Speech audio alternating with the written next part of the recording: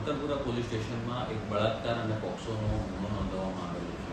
આ ગુનામાં હકીકત એવી છે કે મકરપુરા પોલીસ સ્ટેશનને એસએસસી હોસ્પિટલથી એક વર્દી મળેલી, જેમાં ભોગ બનનાર 18 વર્ષથી ઊંચી ઉંમરની છે અને ગર્ભવતી છે.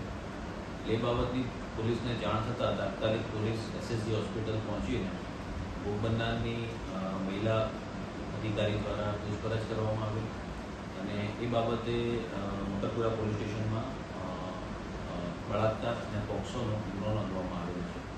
જેમાં ભોગ બનનારના જણાવ્યા મુજબ તે એક ટ્રસ્ટમાં નોકરી કરે છે અને એ નોકરી પર રાખનાર એના બોસ એના દ્વારા એની સાથે અવારનવાર તેની મરજી વિરુદ્ધ બળાત્કાર કરવામાં આવેલો અને તેને ગર્ભવતી બનાવવામાં આવેલી છે.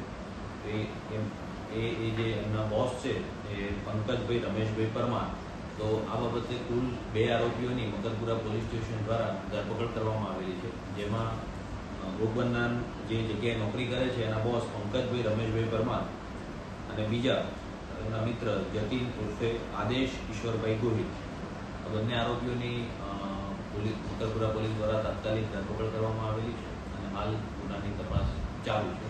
જેમાં ભારતીય ન્યાય સંહિતાની કલમ 64(2), 65(1) તથા પોક્સોની કલમ 4, 6, 8 અને 12 મુજબ ગુનો નોંધવામાં આવેલો છે.